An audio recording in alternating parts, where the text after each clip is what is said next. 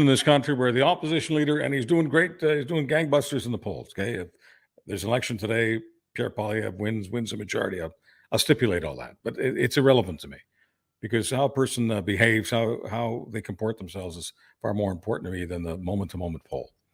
So we've got a situation where the opposition leader does not want to get national security clearance because it's easier for him to do his anti-Trudeau PR frankly, if he doesn't know what he's talking about with respect to national security. So he doesn't want to get the clearance. People want to give him a pass for that, whatever. But now he doesn't even want to use Google because simply by using Google or Bing or any other search engine, he could find out that what he's inveighing against is nonsense. And to explain all of this, we brought on one of the best in the business from the National Observer in Calgary. This is Max Fawcett. Max, welcome back. Thanks for having me back, Charles. So what is Quint, and why can't Pierre Poilievre simply Google Quint and find out that his propaganda is nothing but propaganda? Yeah, I mean, in fairness to Poilievre, which is not a phrase that tumbles out of my mouth very easily, but I was not familiar with Quint until this big kerfuffle yesterday. But it's a group of 5 countries, all either having nuclear weapons or have nuclear weapons on their territory. So it's Germany, the United Kingdom, the United States, Italy, and France. And it dates back to, I believe, the mid 80s. So it's a sort of a Cold War era thing that continues on, and they meet and talk about things, I guess, that are relevant to their shared interests. And so they put out a statement, basically, calling out Hamas and the horrific behavior and saying that they stand with Israel and the conservatives who are just on a hair trigger for anything that they can use against Justin Trudeau and anything that confirms their belief that he's weak, he's not respected, et cetera, et cetera. They saw this as Canada, sort of being left out of the big kids table. In fairness, again, there I go again. The American statement didn't say anything about Quint. It was the British statement that came out that mentioned the group. And, by that point, we'd had all these MPs and conservatives saying, oh, this is just, another example of Canada, foreign policy under Trudeau. We're a joke. We're not taken seriously. The journalists who reported on it, to their credit, either deleted their tweets or posted retractions because that's what they do. They're good at their jobs, but nobody in the conservative community has backed away from this. I mean, Brian Lilly, who I don't really consider a journalist, wrote a whole column about how, we're not in that group, but that's because, we're not respected. And it's like, no, Brian, it's because the word literally means 5. There's 5 countries. They can't have more than 5 countries. So, it's sort of one of those little temperature checks on the state of our politics. And it's just a reminder that we're not as serious about serious things as we should be. So let me name some serious countries. I think everyone watching or listening can agree are serious countries. Japan is a serious country. Australia is a serious country. Neither of these countries, not their politicians, not their journalists, not their so-called journalists, not their podcasters, nobody that I know of in Australia or Japan complained that they weren't part of the press release and that they're not part of Quint. So I mean, I'm not saying that Canada is not a serious country, but the level of inferiority complex, and as you say, hair trigger about, Canada's not taken seriously, it must be the Prime Minister. What is it about being Canadian that gets us upset about a press release like this before there's any investigation as to why these 5 countries are these 5 countries? Yeah, I mean, I think you sort of you said it there. It is an inferiority complex, and I think we've always had, to some extent, a bit of an inferiority complex with respect to the Americans, with respect to the rest of the world. There was sort of a moment there, it feels like, about 20 years ago, where it felt like we were kind of ascending a little bit on the international stage. We talk about our peacekeeping efforts all the time. We sort of became known as this great peacekeeping nation, but we haven't put the work in. I don't think, and that's not a liberal thing or a conservative thing. It's just a Canadian thing.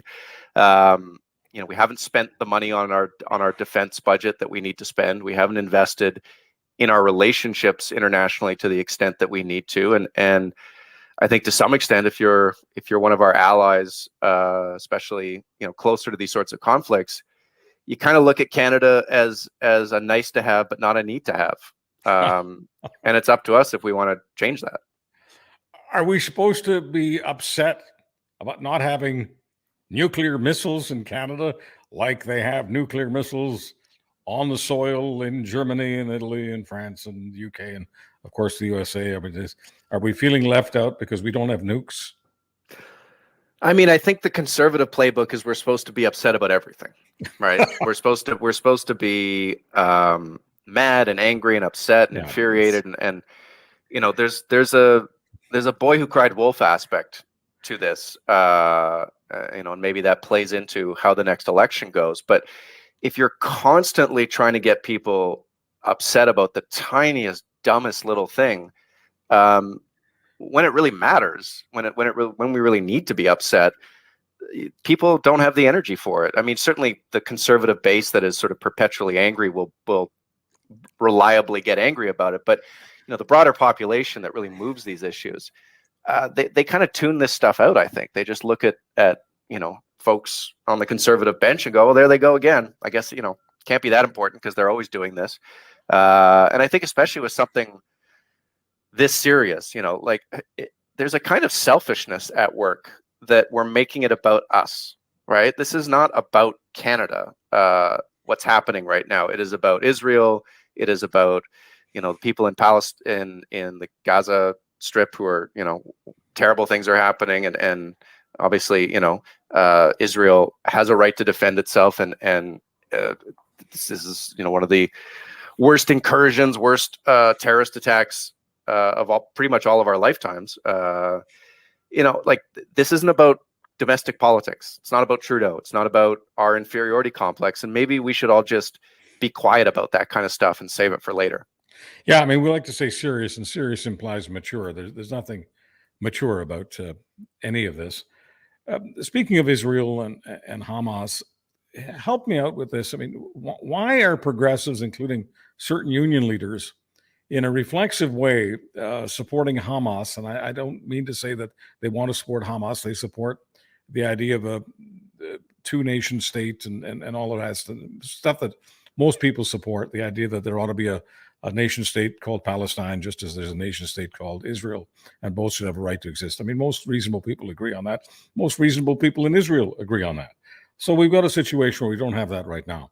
But what the hell does any of that have to do with giving a pass to Hamas? I don't understand. I mean, if the same terrorist incident, if 1,200 people in Australia had been killed in the way that 1,200 Israelis were murdered by Hamas terrorists, and not to mention the kidnapping of elderly people, Holocaust survivors, babies, etc.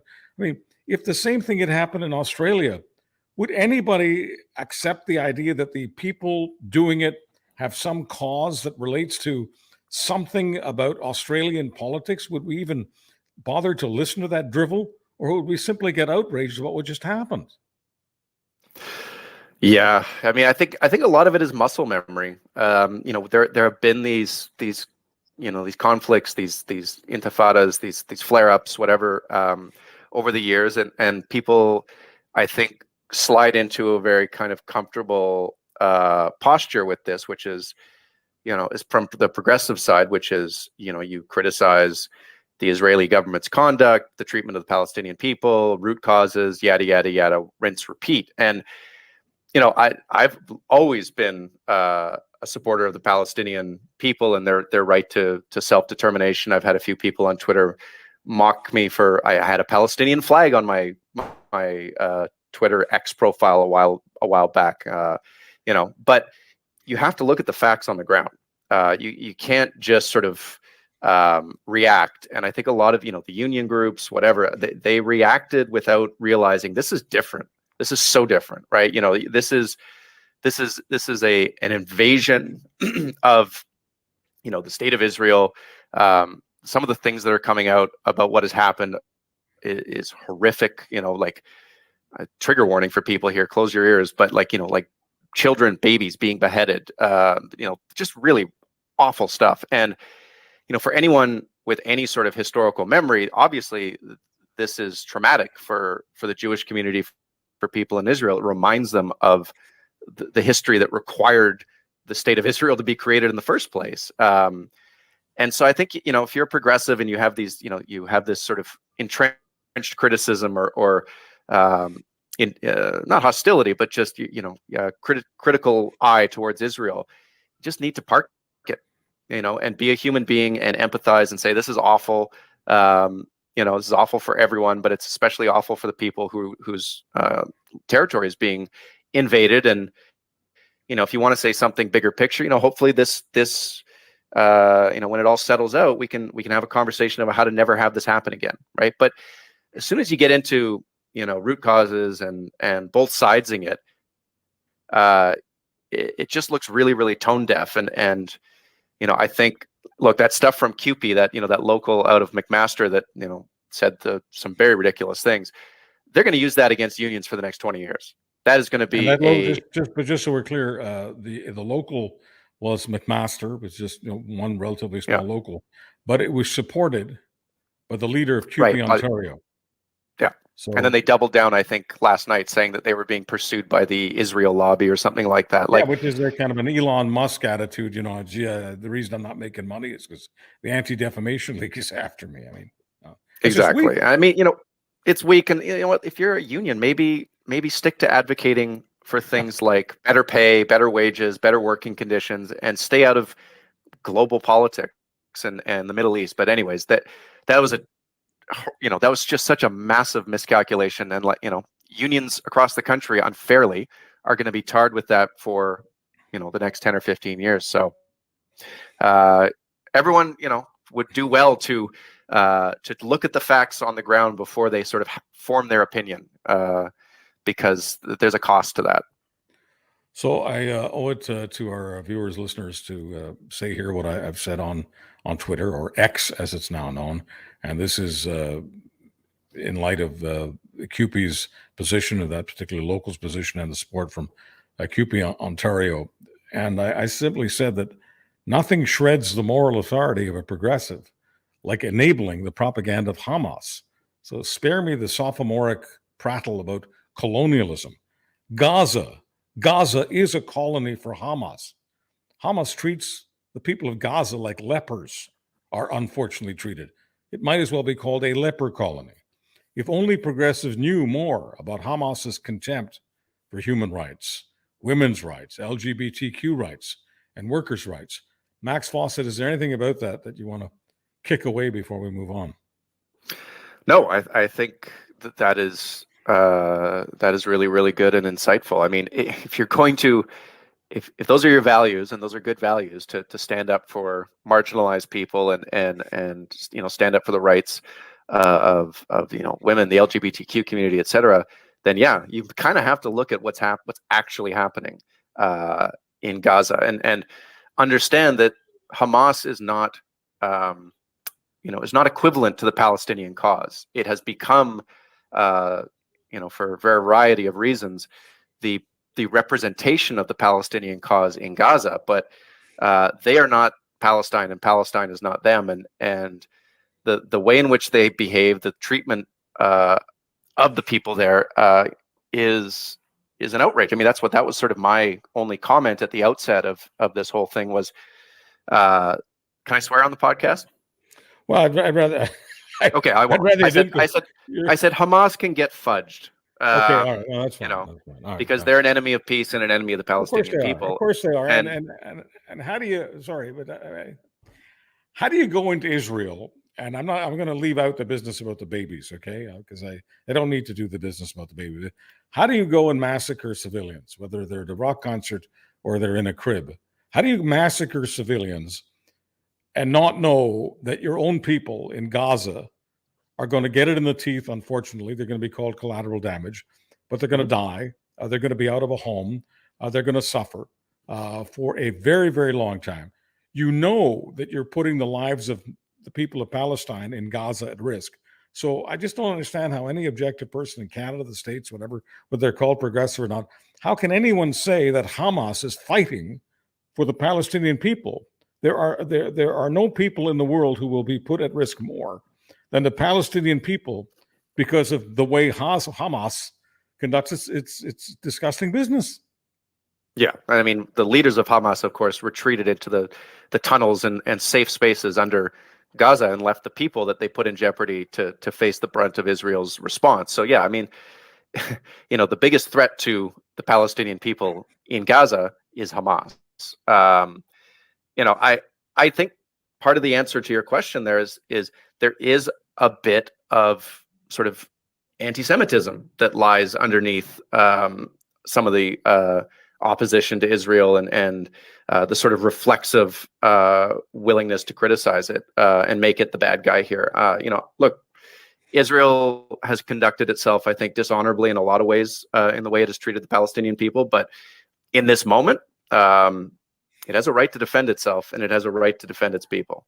So at this moment, you would say that with so many people supporting Hamas, there's got to be a little bit of anti-Semitism in there, because those same people would not be enabling any terrorist organization committing exactly the same acts on people anywhere else in the world, regardless of the root causes. That yeah, I don't see how else you can kind of square that circle. It's a special case, and there's maybe something a little bit ugly about the way some people treat that special case. But the left has a lot of soul searching to do, and there's some good people on Twitter, on X, whatever, who are very clearly on the left, who have been calling this out, who have been sort of saying, like, this is not progressive politics. What people are doing here, this is something very different, and we need to pull our shorts up here and do better than this. So I do think there's going to be some internal soul searching in certain parts of the progressive community, in the same way that I think conservatives, after things like the trucker rally in Ottawa, maybe certain parts of that community said, we got to do better than this. Like, we cannot be egging these people on and kind of enabling this stuff. And I think there's a similar duty of responsibility on the left. Max, we're getting mixed signals out of Calgary, and I don't want to get into the Danielle Smith thing here. I want to put that on pause for just a moment. Keep this as national as possible. Nationally, the notion right now is that Calgary is the land of milk and honey, that apartments and houses are much more cost effective. The affordability crisis is not nearly as bad in Calgary. There are stats indicating that people from all over Canada are moving to Calgary more than they're moving to any other city in the country. So you're on the ground. You've got your eyes and ears tuned better than anyone I know. Is some of this hype, or is Calgary, because of the price of oil and whatever else, overflowing with opportunity right now? I think Calgary's amazing. I always have, and especially over the last few years, as I think the quality of life dividend here kind of just keeps getting bigger compared to the bigger, the more overpriced centers, let's say, in the rest of the country. Ironically, and I know you said we can't talk about it, but the biggest thing standing in the way of that is our provincial government. Like, we have great weather here, great, housing is half as expensive, maybe cheaper in compared to Vancouver and Toronto. It's a big city. There's lots of great restaurants, and the mountains are 45 minutes away. I've never seen a city that embraces dogs and pets more than Calgary. It's just amazing. But we have a government that is determined, it seems, to kind of mess with that formula. They want to start a fight with Canada. They want to, get the separatist thing up and running. We saw how that went for Quebec and its economy. So things are good now if you can stay underneath the politics and if the politicians don't mess it up. But I don't have a lot of confidence, as you can probably imagine, that our current provincial government here isn't going to bet at all on their sort of their ideological hobby horses and the things they want to do. And if you're a Canadian in Toronto or other parts of the country and you look at that, you go, yeah, good, housing is cheaper, really nice sort of opportunities to get outside. But do I really want to move into the eye of a hurricane? Do I really want to move to a place that's trying to take half of the Canada pension plan and doesn't believe in climate change. Like that stuff is a huge no factor, I think, for a lot of people. And, right now, maybe the cost of living stuff is just brute force outweighing it for some folks. But, the louder the noise comes from Alberta on this stuff, the more people in the rest of the country are going to start hearing it. So let's make this personal, because that's what we do here. And by the way, I wasn't opposed to getting into the Danielle Smith thing. I just wanted to nail down whether or not, I just wanted to set the table. Is it true that Calgary right now is a real affordable land of opportunity for people from across Canada? And I didn't want that. I wanted to nail that down before we went on to Danielle Smith. But what we have, so the piece about Smith and separatism, and talk about separatism, and the position against climate change, even the position against makes no sense to me. But the moratorium on alternate energy projects, I don't understand why Calgary can't be the center of the Canadian universe on whether it's fossil energy or alternate energy. I don't understand why anyone who's pro-free enterprise would want to turn that down. But if you were in Vancouver right now and you were hearing exactly the same talk that you're emitting right now, would you pause? Because you used to live in Vancouver, that's what I'm asking. Would you pause and choose against the idea of moving to Calgary from Vancouver because of the provincial politics? I mean, I'm wired a little differently than most people. I like fighting. So I would probably be more than happy to come on board here. I think, don't even get me started about Vancouver's problems. I think Vancouver is a destroyer of young people's dreams. And, I always tell people who ask me from Vancouver, the beauty of Calgary is that you can actually save money for your future. You can, even with the increased sort of cost of living, even with our ridiculous utility bills here, which are entirely the fault of the provincial government. It's just you have hope. You have the ability to dream on the fact that you can buy a house, you can save for the future, you can provide for your family, and that dream does not exist in Vancouver or Toronto, except if you win the lottery, or a long lost uncle bequeaths you with $1 million. So I still like that combination of factors here. But yeah, if you're risk averse, the idea that they're going to mess around with your pension, the idea that they're, possibly going to be sort of going down this road of further whipping people into a frenzy over separation, that might be too much for you.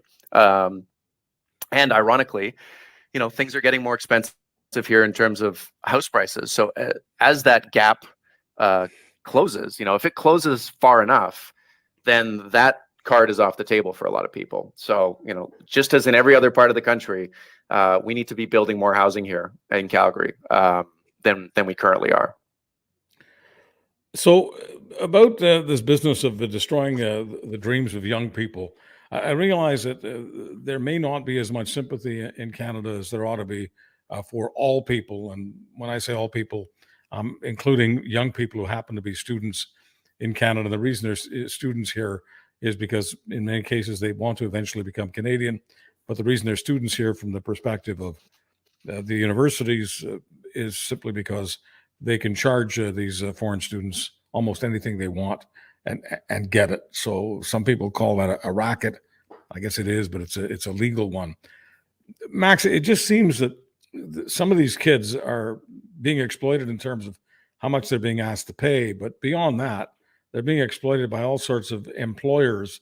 And I wonder if you could just give us a feel for that, because I just, call me, the Casper milk toast if you want to. But the idea that employers, once again, who tout free enterprise, exploit the hell out of the foreign students because of this whole business of waiting for your PR, being stuck with one particular employer, no matter how difficult it is to work there. We talk about Canada being a free country, but it's hard to maintain that it's free when you are stuck working for a guy who, as I say, is exploiting the hell out of you. I wonder if you could give me your perspective on why this is happening.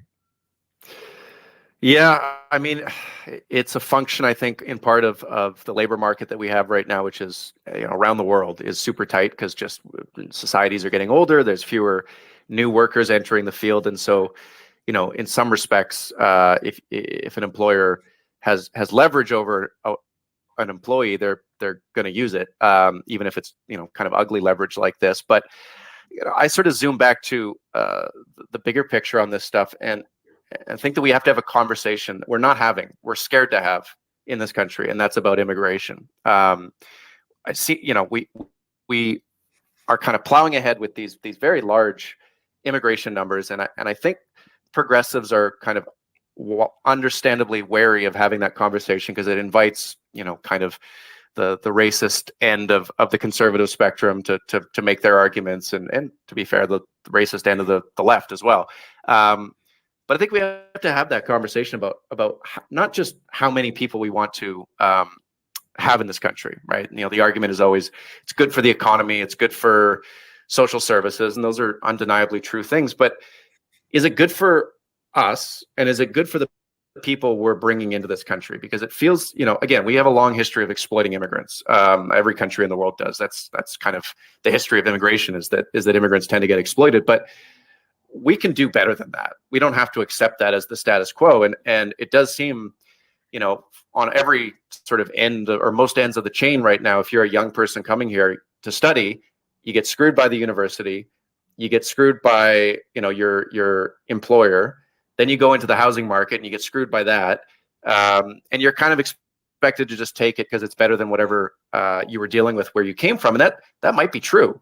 But that's not good enough. If we're actually going to be a country that makes immigration a strength, sort of a core value of our identity and of our power, then we need to do better on all ends of it, in terms of making sure people who come here are supported, not exploited, and making sure that we have the supports in place so that people who already live here are not seeing their housing prices go up. They're not seeing shortages in other parts of their day-to-day life. Like, we have to maintain the system so that it works for everyone, because if it doesn't, it falls apart, right? And there are much bigger consequences for that.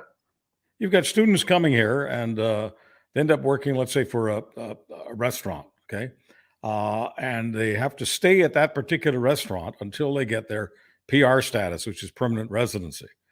And of course, if they don't want to wait, they can be thrown right out of the country. So it just seems that I'm not saying that every employer is bad, but many of them are. They just exploit the hell out of these kids. They make them work way more than 40 hours a week.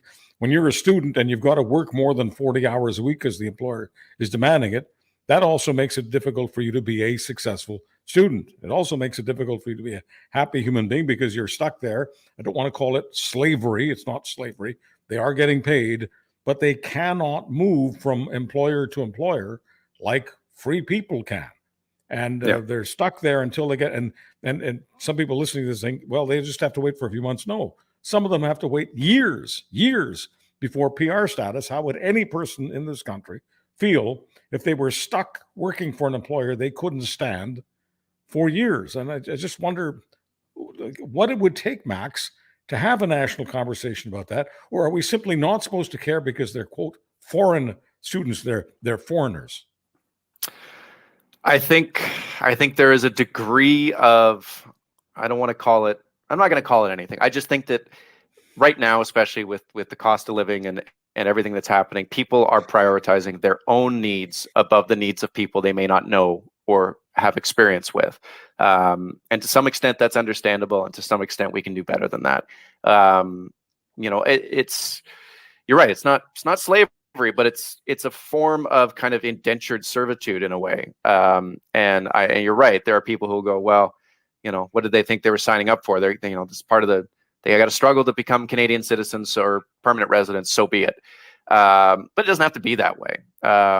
Well, of course, it doesn't have to be this way. We were refugees, and my father was able to work day one. Same with my mother. Yes, they worked in sweatshops, but they had the choice of any sweatshop. They could save up a little money after 6 months or 2 years, buy themselves a little store, which is what they and many others did.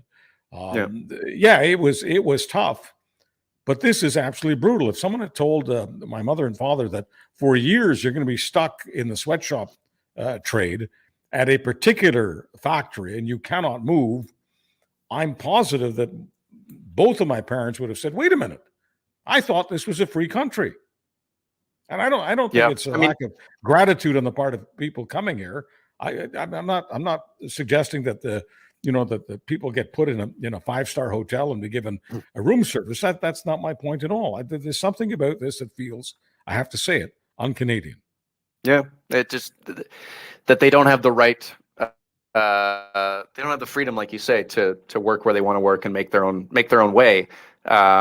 It would be a golden opportunity for a political party like the NDP to actually represent a genuine concern and a genuine need on the part of people who need a voice, instead of virtue signaling and getting in trouble over sort of global geopolitical things. Like maybe, if they want to refocus on things that might actually expand their base of support, this would be a very good place to start. I've always thought that the NDP abandoning the rights of and the needs of the worker was kind of a fatal mistake. But there's an opportunity, I think, for them to kind of re-engage.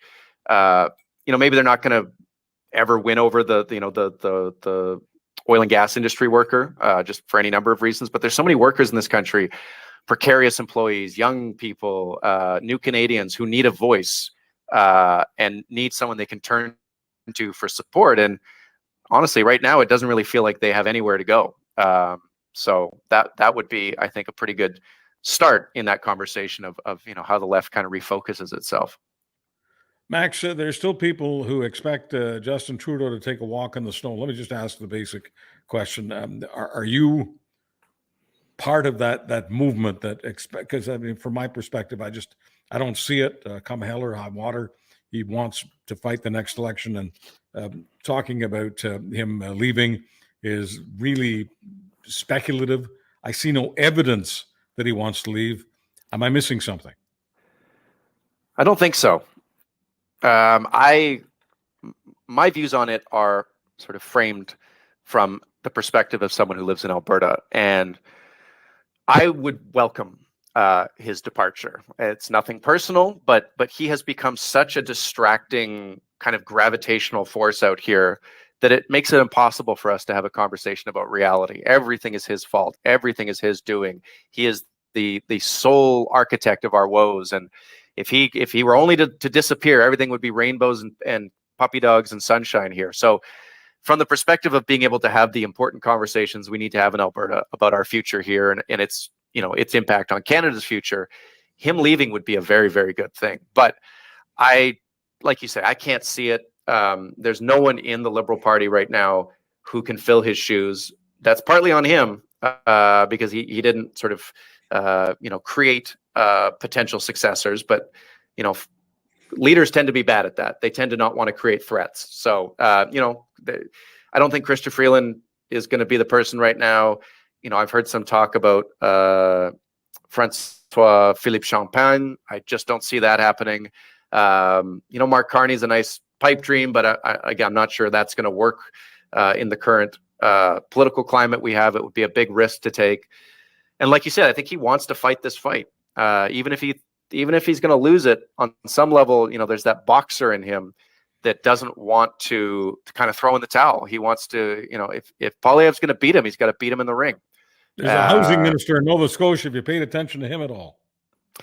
Yeah, Fraser's interesting. Sean Fraser, just everyone. He's at least doing something different. But he might lose his seat in the next election. The Conservatives are going to drop Peter MacKay on his head, and I think he's going to have his hands full with that. So I think like you say, I think Trudeau wants to do this. He has the right to call his own shot, and I think he's going to call it. And so we'll see how it goes. They could be one of these situations where it's like his father, where he loses and then he comes back. Who knows? But I can't see him going anytime soon. And from the perspective of my province and my province's kind of ability to have a grown-up conversation, it's not a great thing. I've never heard you talk this way, Max. I never knew you were this much of an Alberta nationalist. You're just viewing everything through the prism of someone living in Alberta. This is the new Max Fawcett. I think Alberta's future is very important to Canada's future, especially on climate change. And so that's sort of how I square that circle. I mean, look, I'm not denying that. I'm just saying in the past when we've had discussions, you weren't saying that. Well, I have to look at this through the Alberta prism. You were very much a national guy who happens to live in Alberta.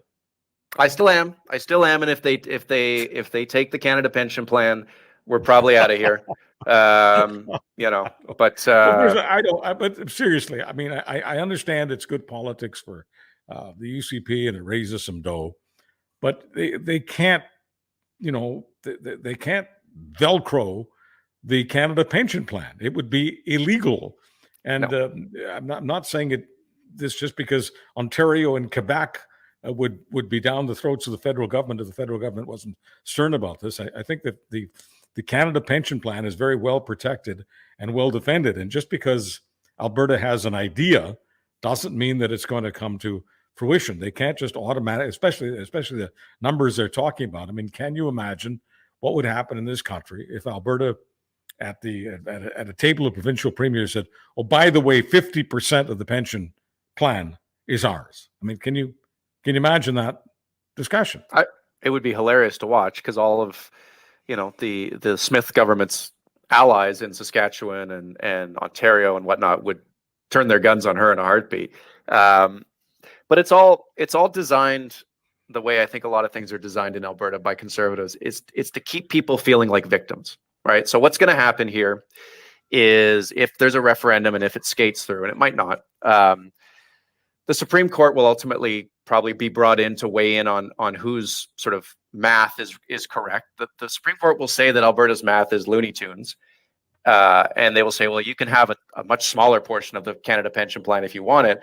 And then they get to say, well, there's Canada victimizing us again and taking our money and denying us what is due. And it's all just this sort of circular thing designed to keep people angry and feeling like victims. And I think Canada is stronger when Alberta is not stuck in that mindset. And so that's sort of, why I'm thinking of things through that prism is to get this country to where it needs to be, especially on climate change. Alberta needs to not be behaving like a child. And so, Max, let me just ask you this. Let me just ask, look, what is the real percentage of money in the Canada pension plan that has come from Alberta? Because many Albertans, including Danielle Smith, genuinely believe that Alberta has poured so much money into that plan that despite the fact that Alberta is roughly 15% of the Canadian population, it has delivered more than 50% of the money. Do we know what the real number is? Yeah, Trevor Toome at the University of Calgary has done some really, really amazing work on this. He's put out a report. He's been kind of sparring with the people who have been trying to carry water for the provincial government on this nonsense. And I think he pegged it at, I think it was 18% of contributions. It might be a little higher than that. And he sort of said his math suggests that kind of at an upper limit would be 125 to 150 billion. Because Alberta has traditionally paid more in because we have more workers than retirees. But you have to account for the fact that the reason why we have fewer retirees is because people leave Alberta and collect their pension plan somewhere else. So that when you look at just the raw pension money paid to pension money collected stats, which is what folks like the Fraser Institute use to make their argument, it ignores the fact there's this huge outflow of Albertans that go to BC. It's why Kelowna is basically Calgary West at this point. Yeah, of course it is. Kelowna is a suburb of Alberta, for goodness sakes. Exactly, but in their late 40s, early 50s, late 50s, and those people all collect the pension money they paid into in Alberta in BC. So it shows up on BC's ledger, but there actually really are retirees. So, I think there's a reasonable figure they can arrive at. The provincial Alberta Treasury, I think, did a study back in 2019 where they pegged it at like 80 billion. So the numbers are not going to be the 330. But Danielle Smith wants to have a pension fund of in excess of 300 billion, right? Correct. And she wants that so that she can give people, lower contribution rates, higher benefits, a one-time bonus. And then she's going to steer that money into supporting the oil and gas industry. That is sort of the longer term play here, is to get control of that money so they can prop up the oil and gas industry if and when it becomes time to do that. I think Albertans are smarter than that, and so far the polling shows that they are. But this government is spending many millions of our money on what is basically a glorified propaganda campaign to change people's minds, and propaganda works. So keep we'll repeating, see. We'll see. Keep repeating the same big lie. But I just want to basically satisfy those people who are listening in all parts of this country on this. There are many people in Newfoundland. There are many people in other parts of Atlantic Canada. Many in Quebec, Ontario, Manitoba, Saskatchewan. I'm going to have to name them all. It's not just about Kelowna. Kelowna is very obviously a suburb of Alberta, but you've got many people who worked in Alberta for decades and then took their savings and sold their homes, took their savings and went back to where they came from, as it were, to all parts of this country. It's one of the great benefits Alberta has as far as, you talk about impact on Canada. Alberta has been a great source of opportunity for people from all over the country, many of whom went to Alberta and then went home. And so if you don't include any of them, I guess you can be Danielle Smith, but it's kind of ridiculous. Well, and it's ridiculous because part of the reason why those people were able to come to Alberta and pursue opportunity and support the oil and gas industry is specifically because of the Canada Pension Plan, because they knew it didn't matter where in Canada they worked, that those hours would get counted and they would get paid their pension wherever they wanted to live. And if you jeopardize that, then you jeopardize the business community's ability to attract talent and attract workers. And that's why you have the business community in Calgary very conspicuously coming out and saying, this is not a good idea. This might be a good idea for the oil and gas industry and for the politicians, but for small business, for people trying to make build companies here, this is such a huge deterrent to people coming and working in Alberta. We do not need this right now. And that's one of the great ironies of Danielle Smith's government, is that it is increasingly an anti-business government, right? They accuse the NDP of being anti-business, and of course the NDP bent over backwards to try to not be that way. But they put a moratorium on renewable energy. They're doing this ridiculous pension stuff. Like, they do a lot of things that is very bad for the business community. And at some point, it would be nice if the leaders in that community would take their voice up a few notches. Right now they're whispering, it's very low level, just, sotto voce, oh, maybe this isn't a good idea. If they could, get up on their hind legs and maybe be a little louder, that might help to change the conversation. New Year's Eve, I did something I'd never done before. I endorsed an NDP leader for premier. I endorsed Rachel Notley. All my buds in Alberta were asking me whether or not I'd lost my mind. I said, no, I just think Notley would be better for business, because business likes stability. Business likes predictability. Business likes the future. And I just saw Notley as all of that. And I saw Smith as extremely reactionary, constantly playing into the hands of reactionaries. And reactionaries around the world have not been good for business. But, some people chose to still call me crazy because what about those three letters, Chuck? NDP. Do they not scare the hell out of you? Well, with respect to Rachel Notley's NDP versus Danielle Smith's UCP, no, they didn't scare me at all. Max, thank you for standing up for Alberta and for Canada in the same conversation. Happy to do it, Charles. Thanks for having me on. Max Fawcett is a columnist, and he writes for the National Observer. Subscribe, if you will. National Observer, Max Fawcett in Calgary. Thank you so much for joining me right here on the podcast and for telling all of your friends about it. You can find us on any of your favorite podcast platforms. I'm Charles Adler.